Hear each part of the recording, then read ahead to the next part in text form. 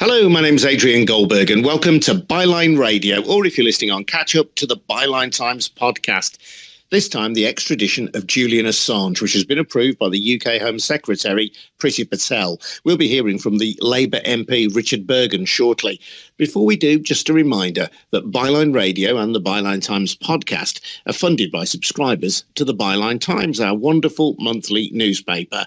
We don't have a wealthy proprietor pulling our strings or indeed filling our pay packets. The good thing about that is that we can report without fear or favour. But that does mean that we rely on your contributions. So please think about subscribing if you can. You get more details on how to subscribe at bylinetimes.com. That's at bylinetimes.com. And if you have already taken out a subscription, thank you. Now, the Home Secretary, Priti Patel, has sanctioned the extradition of Julian Assange to the United States, where he's wanted on 18 charges following the publication of leaked documents relating to the wars in Afghanistan and Iraq, as well as diplomatic cables. His wife, Stella Morris, with whom he has had 2 children, has described it as a dark day for press freedom and British democracy. She said it was in Priti Patel's power to do the right thing. Instead, she will forever be remembered as an accomplice of the United States in its agenda to turn investigative journalism into a criminal enterprise. Let's get more now from the Labour MP for Leeds East, Richard Burgon. Richard, welcome along. Hi, Adrian. Firstly, then, your reaction to Priti Patel's decision to allow the extradition of Julian Assange. Well, it is indeed a dark day for press freedom, and people should be clear about the origins of this action. President Obama took the decision not to prosecute Julian Assange. And of course, Biden was vice president at the time. And then Donald Trump pushed it forward, which makes it incredibly worrying and, deeply disappointing that President Biden hasn't stuck by the same position of the Obama administration in which he was a part. I mean, I think we need to be clear. This is the criminalisation of journalism. Amnesty International have been clear about that. And I'm quoting from them here when they said that prosecuting Julian Assange on these charges could have a chilling effect on the right to freedom of expression. And it's no coincidence that, therefore, the National Union of Journalists is deeply alarmed by the treatment of Julian Assange in this case, and also the International Federation of Journalists and Reporters Without Borders, amongst others. We've got to remember that Julian Assange is working with newspapers like The Guardian. He exposed human rights abuses and war crimes carried out in our name in Iraq, in Afghanistan, the human rights abuses in Guantanamo Bay. And I think the most concerning thing about this, as well as the awful treatment of Julian and his family, is what messages it sends to other journalists around the world, whistleblowers and journalists. It sends a message. Don't behave in the way that Julian Assange did. Don't expose war crimes. Don't expose human rights abuses. Because if you do, then what happened to Julian Assange could happen to you. So I think anybody, regardless of the politics, whether they're on the left or the right or somewhere in between, anybody who believes in freedom of speech and journalism should be deeply alarmed by this case and by Priti Patel's decision to agree to extradite Julian Assange to the United States of America. In terms of what he exposed, perhaps the most shocking revelation was the footage of a US Apache helicopter which fired at civilians in Baghdad in Iraq. Back in 2007, 9 people were killed, including a news photographer from Reuters, the news agency, and his driver as well. There was a vehicle which presented as an ambulance, and those in the helicopter were heard saying, "Light them up." I mean, this was the extent of the callousness towards human life in both Iraq and Afghanistan, displayed at times by Western forces. And that, I suppose, is why, for some people, Assange is seen as a hero, the fact that he's exposed that. That's right. I mean, journalism is not a war crime. Exposing war crimes is not a crime. In fact, Julian Assange, by exposing the actions you've just referred to and that horrific, traumatizing video from Iraq, actually did our democracy a service, because if we believe in a truly democratic society, it's important that people, citizens of this country and the United States and all countries, know what is done in their name. And the case you give is a good example of that. And for that kind of journalism, for that kind of exposure, Julian Assange could face 175 years in a maximum security prison in the United States of America. He's been languishing in Belmarsh prison as a political prisoner. It's truly horrifying, truly horrifying. I think it's really important that if Britain is going to have standing in the world of the kind we would like, that we also put our own house in order. You know, there has been a political prisoner, there is a political prisoner in Belmarsh, in our country, Julian Assange, alongside convicted terrorists. He's a journalist, and Priti Patel has signed this extradition treaty. And it's something, as I say, that, I mean, I'm on the left, that's well known, I'm a socialist, but it's not about left or right. It's about freedom of speech. It's about journalism. It's about trying to ensure that Julian and his family's human rights are protected, but also ensuring that journalists around the world feel able to carry on being journalists. Let's just imagine if a video of the type you described, the horrific video of that action in Iraq, let's imagine that falls into the possession of another journalist. What will that journalist think now? If they release it, if they share it, you know, what could happen to them? What could happen to their families in terms of being separated from their family? These are serious questions about our democracy, about journalism, and about freedom of speech. Yeah, I mean, there is another view of Assange, and I'll come to that in a moment, Richard, as well. And there are some people on the left who are deeply suspicious of him. But let's just put the government's point of view first. The government say that they didn't really have any option here because extradition, in their view, can only be rejected if the wanted person faces the death penalty, if the wanted person could be charged with the same offences in the UK, if they had been previously extradited to the UK from another state or the International Criminal Court. So those are the tests which, according to the government, Priti Patel had to judge this extradition call against, and it failed on all those tests. So in their view, it was a cut and dried case. Priti Patel had to agree to the extradition. Well, David Davis, himself, a member of Parliament from the Conservative Party, greatly respected, different politics from mine, but he takes a different view to the view of Priti Patel.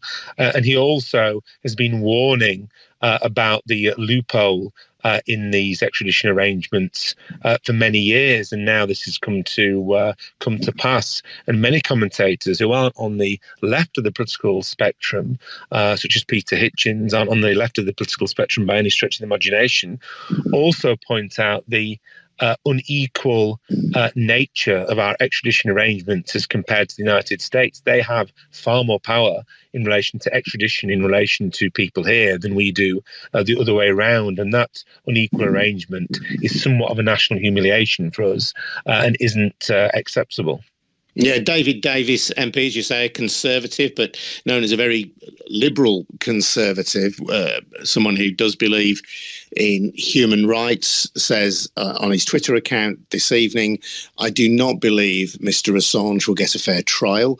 This extradition treaty needs to be rewritten to give British and American citizens identical rights, unlike now." And the most obvious comparison is the case of Anne Sekulis, who is the wife of a US diplomat. She was involved in a collision in which a young British boy died, Harry Dunn, and is now in the United States. But it seems that even though she isn't a diplomat herself, she has some degree of protection because the UK is not able to extradite her, even though a child died in that incident. Exactly, and that's a very good example of this unequal arrangement that many commentators and politicians from across the political spectrum have commented upon. And I'd have hoped that Priti Patel would have been more cognizant of that. So on so many levels, this is troubling to people across the political spectrum in relation to the equity of the extradition arrangements, in relation to freedom of speech, journalism, in relation to the human rights of Julian Assange and his family. It's deeply, deeply disturbing. No doubt appeals will follow, and this matter isn't finished. But really, we should be aiming to be a beacon of human rights in the world. And by having a political prisoner like Julian Assange in Belmarsh, having also signed this extradition treaty, we really are, I think, reducing ourselves further in the opinion of the world. Yes, on Byline Times podcast previously, we've heard from various of the cases heard ahead of this ruling by Priti Patel. And I know that one witness from the United States suggested that he'd be held in conditions where even if he was screaming out loud, he would not be heard by anybody, such as the level of kind of deep imprisonment in which he might be held if he were found guilty of charges in the United States. And his lawyers have said that he faces a jail sentence of up to 175 years in a high security prison if he's found guilty of all the charges laid against him. Again, the United States authorities deny that. They say that similar cases have resulted in sentences of 4 or 5 years, and say that he will be sent to his native Australia to serve his sentence. So the question, I suppose, is, do we trust the United States authorities, especially in a case like this, to honour their word? Well, I think it's clear that this arrangement isn't safe for Julian Assange. He's been treated so badly and his human rights taken away from him at every turn. In Belmarsh prison, just to be clear, members of Parliament have tried in vain to go to see him in there to discuss the implications of his case. I know that the Labour MP, the former Shadow Chancellor John McDonnell, was able to get in there in the past. But as for other MPs, we wrote a letter, and a delegation of MPs went down with a letter signed by many parliamentarians, both from the House of Commons and the House of Lords, requesting permission to meet Julian Assange, even by Zoom. But the prison authorities have denied this. The Justice Secretary has, washed his hands of this, Robert Buckland, at the time.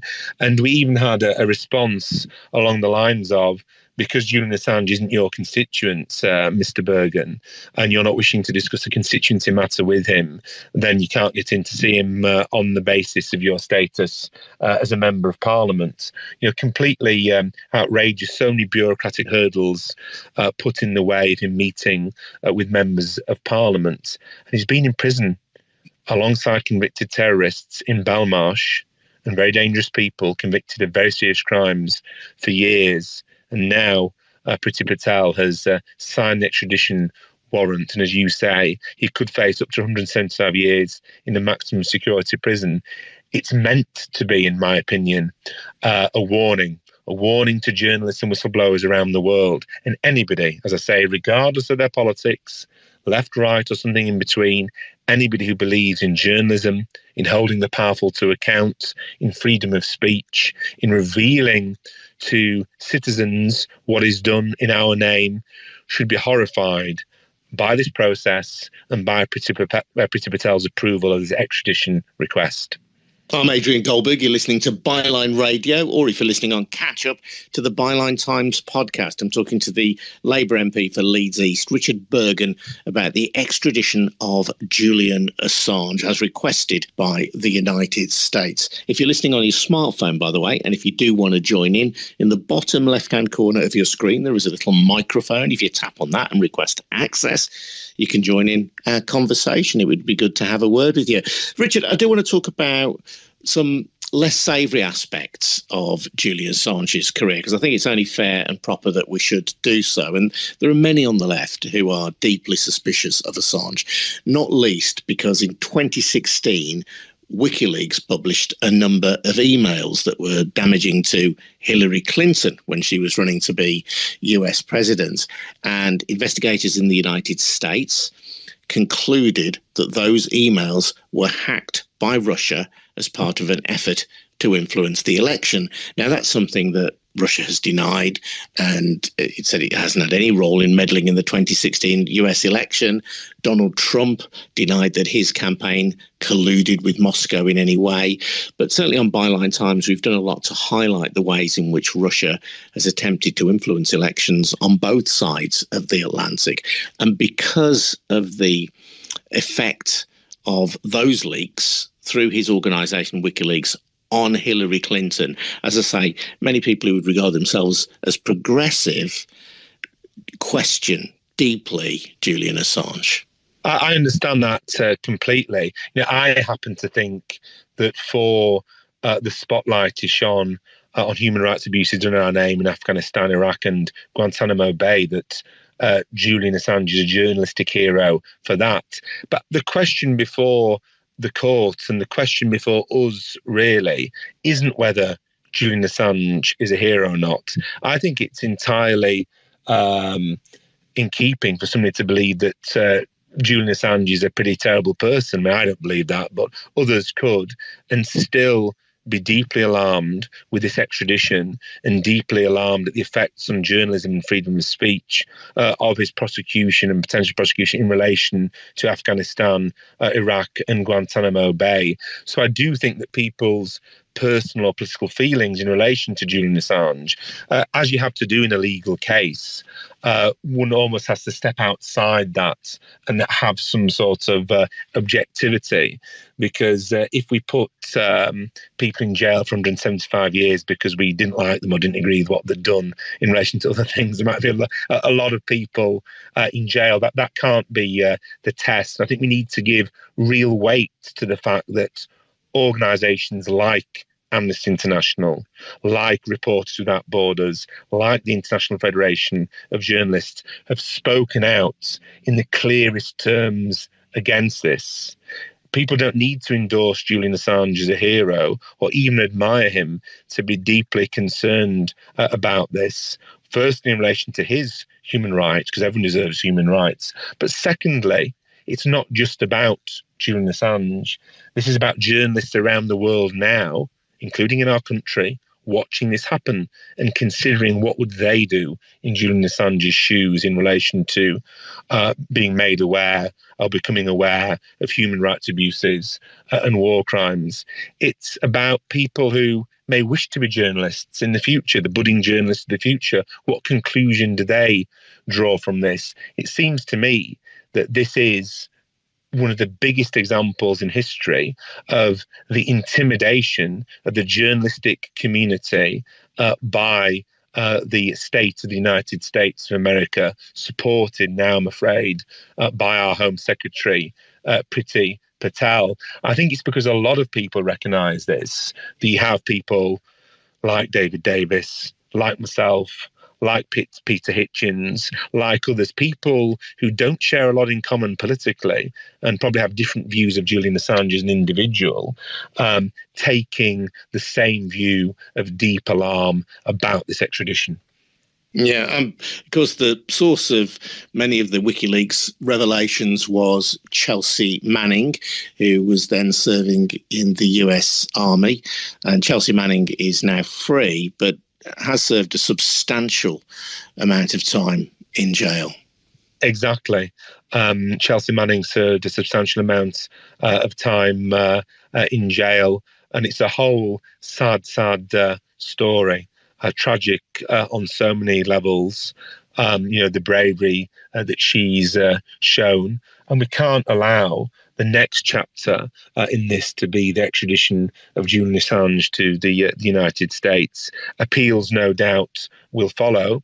But I think it's also important, as well as the legal case being pursued, there's a wider possible campaign against the extradition. And I think that the Don't Extradite Assange campaign has been doing a fantastic job. I think it's very important that, MPs from across the board, I put down an early day motion on the Assange case. It was signed by SNP MPs, signed by MPs from the Labour Party, members from different political parties, deeply concerned. And I think it's no small thing when people from across the political spectrum are alarmed at this on a number of levels, and on the consequences of this. Just one other thought, again, Richard, and this is raised by opponents of Assange, is that there were a number of allegations of sexual misconduct raised against him in Sweden. And Assange refused to go back to Sweden to face those allegations. And of course, we should remember that everyone is innocent until proven guilty.